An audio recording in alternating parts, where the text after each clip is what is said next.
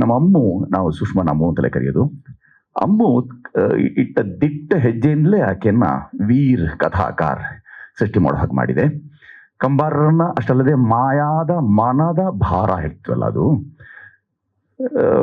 ಹಳೆಯ ಸಾಲುಗಳು, ಆದರೆ ಹೊಸತಕ್ಕೆ ಸಮಕಾಲೀನಕ್ಕೆ ಅನ್ವಯ ಮಾಡಬಹುದಾದ ಸಾಲುಗಳು ಏನು ಅಂತಂದ್ರೆ, ನಿಂತ ನೀರ ಕಲಕಬೇಡಿ ಕಲ್ಲುಗಳೇ, ಹೂ ದಳಗಳ ಇರಿಯ ಬೇಡಿ ಮುಳ್ಳುಗಳೇ, ಏನಿವೆಯೋ ನೋವು ಅವಕ್ಕೆ ತಮ್ಮವೇ, ಬಾಳಲಿ ಬಿಡಿ ತಮ್ಮಷ್ಟಕ್ಕೆ ಸುಮ್ಮನೆ ಅಂತ ಹೇಳಿದಂಥವ್ರು ಲಕ್ಷ್ಮೀನಾರಾಯಣ ಭಟ್ರು. ಇಂಥ ಕಾವ್ಯ ಸ್ಫುರಣ ಇದೆಯಲ್ಲ, ಈಗಿನ ಕಾಲಕ್ಕೆ ಕಡಿಮೆ ಆಗ್ತಾ ಇಲ್ಲ ಅನ್ನೋದನ್ನ ಅಮ್ಮು ಇಂಥದ ಕೆಲಸದ ಮುಖಾಂತರ ಸಾಬೀತು ಮಾಡಕ್ ಹೊರಟಿದ್ದಾರೆ ಅಂತ ಅನ್ಸುತ್ತೆ. ಮಾಯಾದ ಮನದ ಭಾರ ಅಂತಂದಾಗ ನಿಜವಾದ ಅರ್ಥದಲ್ಲಿ ಭಾರ ಆಗತ್ತೆ, ಮನಸ್ಸು ಭಾರ ಆಗತ್ತೆ. ಗೋಪಾಲ್ ವಾಜಪೇಯಿ ಅವರ ಸಾಹಿತ್ಯದಲ್ಲಿ ಮೂಡಿಬಂದಂತಹ ಎಲ್ಲ ಸಾಲುಗಳಿವೆಯಲ್ಲ, ಅದು ನಾಗಮಂಡಲಕ್ಕಾಗ್ಲಿ, ಹಯೋಧನಕ್ಕಾಗ್ಲಿ, ಇಂಥ ಎಲ್ಲ ನಾಟಕಗಳಿಗೆ ಅವರು ಬರೆದ ಸಾಹಿತ್ಯವನ್ನ ನಾವು ಗೂಢಾರ್ಥ, ತದ್ಧಿತಾರ್ಥ, ಇತರೆ ಅರ್ಥಗಳೊಟ್ಟಿಗೆ, ಅದರ ವ್ಯಂಗ್ಯಾರ್ಥವೂ ಇದೆ, ಆ ಅರ್ಥಗಳೊಟ್ಟಿಗೆ ಇದನ್ನು ಗ್ರಹಿಸಬೇಕಾಗಿದೆ. ಮಾಯಾ ಅಂದ್ರೆ ಮಾಯಾಂಗನೆಯೂ ಅಲ್ಲ, ಮಾಯವಾದದ್ದು ಅಲ್ಲ. ಅಂದ್ರೆ ಗಾಯ ಮಾಯದೇ ಇರುವ ಸಂದರ್ಭ ಮನಸ್ಸು ಹೇಗೆ ಭಾರ ಆಗಬಹುದು ಅನ್ನೋ ಗೂಢಾರ್ಥದಲ್ಲಿ, ಲಕ್ಷ್ಯಾರ್ಥದಲ್ಲಿ ಇದ್ರ ಬಳಕೆ ಆಗ್ತಾ ಇದೆ. ಒಂದೊಂದು ಸಾಲನ್ನು ಹಾಗೆ ನೋಡ್ಕೊಂಡ್ರೆ ಕಂಬಾರರು ತುಂಬಾ ಸರಳ ಅಲ್ಲ. ಕಂಬಾರರ ಸಾಲುಗಳನ್ನು ಗಮನಿಸಿದಾಗ ಅಡಗಿರುವ ನಿಕ್ಷೇಪವೇ ಭಾರ ಅಂತ ಹೇಳ್ತಾರೆ ಅವರು. ಅಕ್ಷಿಯೊಳಗಡಗಿರುವ ನಿಕ್ಷೇಪವೇ ಭಾರ, ಒಳಿತು ಕೆಡುಕಿನ ಹಕ್ಕಿನಣ್ಣ, ಏ ಕುರುಬರಣ್ಣ ಸತ್ಯುಳ್ಳ ಶರಣ, ಕಾಪಾಡೋ ಕುರಿಗಳನ್ನ.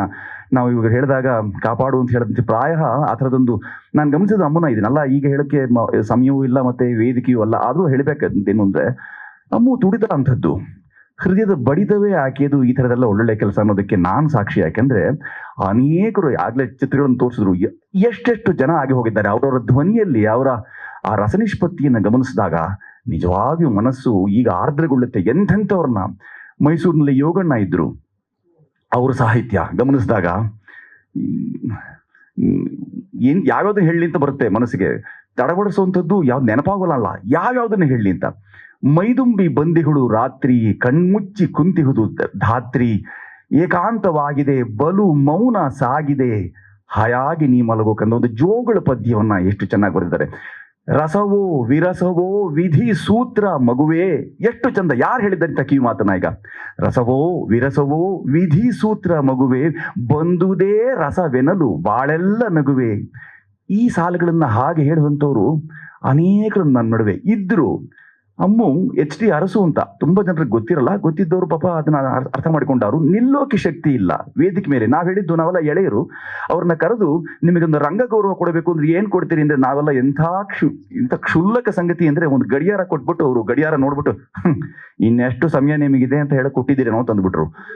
ಎಂಥ ಹೊಡೆತ ಅದು ಅಂತ ಹೇಳಿದ್ರೆ, ಆದ್ರೆ ಅಮ್ಮು ಆ ಕೆಲಸ ಮಾಡ್ಲಿಲ್ಲ. ಮುಂದೆ ಕೂತಿದ್ಲು, ನಾವು ಗಡಿಯಾರ ಕೊಟ್ವಿ, ನಿಮ್ಗೆ ವೇದಿಕೆ ಕೊಡ್ತೀವಿ ಮಾಡಿ ಅಂದ್ರೆ ಇಬ್ಬರು ಹೊತ್ಕೊಂಡು ಬರ್ಬೇಕಾದಂತ ದೇಹವನ್ನ ನಿಂತು ಉದ್ದನೆ ಬಿಟ್ಟಂತ ಕೂದಲನ್ನ ಒಮ್ಮೆ ಹೀಗೆ ಮಾಡಿಕೊಂಡು 15 ನಿಮಿಷ ಅವ್ರು ಮಾಡಿದ ರಾವಣ ಪಾತ್ರವನ್ನ ಆ ದಿವಸ ಕಲಾಕ್ಷೇತ್ರದಲ್ಲಿ ಕಿವಿಗಡ ಚಿಕ್ಕುವ ಚಪ್ಪಾಳೆ ಕರತಾಡನ ನಾವ್ಯಾರು ಏನೂ ಹೇಳಿಲ್ಲ. ನಾವು ಮಂತ್ರ ಮುಗ್ಧರಾಗ್ಬಿಟ್ಟಿದ್ವಿ, ಸ್ತಂಭೀಭೂತರಾಗಿದ್ವಿ.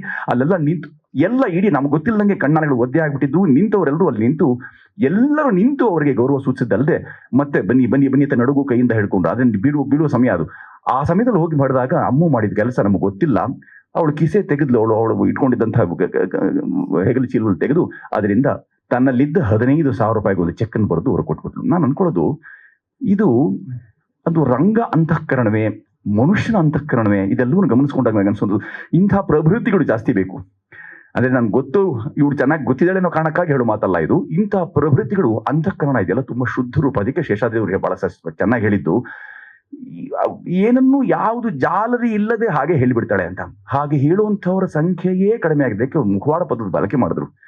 ಈ ಮುಖವಾಡವನ್ನೆಲ್ಲ ಪಕ್ಕ ತಿರ್ಸಿ ಈ ಕಂಬಾರ ಬರೆದಂತ ಇದನ್ನೆಲ್ಲ ಮತ್ತೆ ಮರು ಪ್ರದರ್ಶನ ಅಥವಾ ಮರು ಪ್ರಸ್ತುತಿ ಮಾಡಕ್ಕೆ ಅಂತ ಹೊರಟಿದೆಯಲ್ಲ, ಅದು ನಿಜವಾಗಿಯೂ ಸ್ತುತ್ಯ ಮತ್ತೆ ಶ್ಲಾಘ್ಯ ಕೆಲಸ. ನನಗೆ ನಿನ್ನ ಬಗ್ಗೆ ತುಂಬಾ ಹೆಮ್ಮೆ ಇದೆ.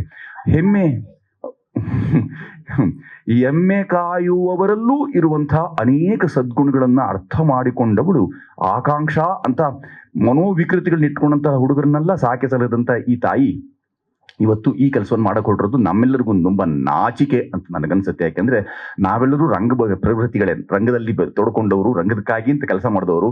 ನಾವು ಮಾಡಬಹುದಾಗಿದ್ದ ಮಾಡದೇ ಉಳಿದ ಕೆಲಸವನ್ನ ಅಮ್ಮು ಮಾಡ್ತಾ ಇದ್ದಾಳೆ. ಈ ಕೆಲಸ ದೊಡ್ಡವರು ಹಿರಿಯರು ಸಹ ತಮ್ಮ ಸ್ವಹಿತಕ್ಕೆ, ಸ್ವಾರ್ಥಕ್ಕೆ ಬಳಸ್ಕೊಂಡ್ಬಿಟ್ರು. ಅವಳಿಗೆ ಒಳ್ಳೆಯ ಪ್ರಯಾಣ, ಬದುಕಿನ ಪ್ರಯಾಣ ತುಂಬಾ ನಿಚ್ಚಳವಾಗಿದ್ದಿದ್ರೆ ಕಾಲ ಗರ್ಭದಲ್ಲಿ ಹುದುಗಿ ಅಥವಾ ಕಳೆದು ಹೋಗ್ಬೋದಂತ ಈ ಹಾಡುಗಳನ್ನ ನಮ್ಮ ಸ್ಮೃತಿ ಗರ್ಭದಲ್ಲಿ ಉಳಿಸುವ ಕೆಲಸವನ್ನ ಅಮ್ಮು ಮಾಡ್ತಾ ಇದ್ದಾಳೆ ಅಂತ ಅತಿಶಯ ಅಲ್ಲದೆ ಮುಂದೆ ನಿಂತಿರ್ತಾವಳ. ಹಿಂದೆ ಹೋದಾಗ್ಲೂ ಅದನ್ನೇ ಮಾತು ಹೇಳ್ತೀನಿ ನಾನು, ಮುಂದೆ ನಿಂತಿರೋನ ಕಾರಣಕ್ಕಾಗಿ ಅಲ್ಲ. ಈ ಸ್ಮೃತಿ ಗರ್ಭದಲ್ಲಿ ಉಳಿಬಹುದಂತ ಮಾತುಗಳನ್ನ ಈ ಕಾಲ ಗರ್ಭದಲ್ಲಿ ಹೂತು ಹೋಗ್ಬೋದಂತ ಸಾಧ್ಯತೆಯನ್ನ ಮುಂದೂಡಿದ್ಯಾ ನೀನು, ಕಳೆದು ಹೋಗ್ಲಿಲ್ಲ. ಹಾಗೆ ನೋಡ್ಕೊಂಡ್ರೆ ಪರಮಣ್ಣ ಚೆನ್ನಾಗ್ ಗೊತ್ತು. ಇದೇ ಪರಮಣ್ಣವರು, ನಾವು ಪರಮಶಿವನಂತ ಅವರನ್ನ ಪಮ್ಮಿ ಅಂತಲೇ ಕರಿತಾ ಇದ್ರು. ಪಂಚ ಮಹಾಪಾತಕೀಯರು ಅಂತಲೇ ಕರೆಸ್ಕೊಳ್ತಿದ್ರು. ಆ ಮಹಾಪಾತಕೀಯರಲ್ಲಿ ಹಿರಣ್ಯನವರು ಇದ್ರು, ಮುಸುರು ಕೃಷ್ಣಮೂರ್ತಿ ಇದ್ರು, ಯೋಗಣ್ಣ ಇದ್ರು, ಪರಮಣ್ಣ ಇದ್ರು. ಇವರೆಲ್ಲರೂ ವಜ್ರಪ್ಪನವರಾಗ್ಲಿ ಎಂತೆಂಥವ್ರನ್ನ ನಾವು ನೋಡಿದ್ದೇವೆ ಅಂದ್ರೆ ಅವರೆಲ್ಲರನ್ನು ಮತ್ತೆ ಕಿವಿಯಲ್ಲಿ ಉಳಿಸ್ಕೊಳ್ಳೋಕ್ಕೂ ಸಾಧ್ಯವಾಗದೆ ಹೋಯ್ತಲ್ಲ. ಅಂತದನ್ನ ಇವು ಮರುಪರೀಕ್ಷಣೆ ಮಾಡ್ತಿರುವಂತ ಅಮ್ಮಗೆ ನಾವೆಲ್ಲರೂ ನಮ್ಮ ಕಡೆಯಿಂದ ಒಂದು ಬೆನ್ನು ಚಪ್ಪರಿಕೆ, ಬೆನ್ನು ನೇವರಿಕೆ, ಮತ್ತೆ ಇನ್ನೇನು ಅಲ್ಲದೆ ಹೋದ್ರೆ 15,000ಗಳನ್ನ ಅರಸೂರಿಗೆ ಕೊಟ್ಟಂತ ಕೈಗಳಿವೆಯಲ್ಲ, ಅದು ಬರಿದಾಗಿ ಇನ್ನೊಂದು 15,000 ಕೊಡಿ ಅಂತ ಯಾರನ್ನು ಕೇಳದ ರೀತಿಯಲ್ಲಿ ನೋಡ್ಕೊಳ್ಬೇಕಾದ ಪರಿಸ್ಥಿತಿ ಈ ಕಾಲಘಟ್ಟದ್ದು. ಈ ಸ್ಥಿತ್ಯಂತರ ಕಾಲಘಟ್ಟದಲ್ಲಿ ನಮಗೆ ಕಂಬಾರರ ಸಾಲಗಳು ಮತ್ತೆ ಮರುಪ್ರೇಷಣೆ ಆಗ್ತಿದೆ. ಕಂಬಾರಗಳು ನೀವು ಗಮನಿಸಿ ನೋಡಿ, ಕಂಬಾರರ ಸಾಲಗಳು ಸರಳವಾಗಿ ಸಿಕ್ಕೋದೇ ಇಲ್ಲ. ಕುರುಬರಣ್ಣ ಅಂತ ಹೇಳಿದ್ಮೇಲೆ ಕಳಕೊಂಡು ಹಳಹಳಿಸಿ ತಿಳಿಯಾದೆ ತಿರುಗೇವ ಅಂತ ಹೇಳಿದ್ದಾರೆ. ಕಳಕೊಂಡು ಹಳಹಳಿಸಿ ತಿಳಿಯಾದೆ ತಿರುಗೇವ, ಮತಿಗೆಟ್ಟು ಮರುಳಾದೆವಣ್ಣ, ಹೇ ಕುರುಬರಣ್ಣ ಸತ್ಯುಳ್ಳ ಶರಣ, ಕಾಪಾಡು ಕುರಿಗಳನ್ನ. ನೀವ್ ಹೇಳಿದಂತ ಮಾಡುವೆ ನಮನ, ನಮನ ಮಾಡ್ಬೇಕು ಅಂತ ಅನ್ಸಲ್ಲ. ಇವರೆಲ್ಲರನ್ನು ಬಿಟ್ಟೋದ ಆಸ್ತಿ ಅಥವಾ ಕೊಟ್ಟಿರೋ ಆಸ್ತಿ ಇದೆಯಲ್ಲ, ಈ ಸ್ವತ್ತನ್ನ ಕೇವಲ ನಮನ ಮಾಡಿದ್ರೆ ಸಾಕಾಗಲ್ಲ, ಸ್ವಲ್ಪ ಗಮನನೂ ಹರಿಸ್ಬೇಕು. ನಮಸ್ಕಾರ.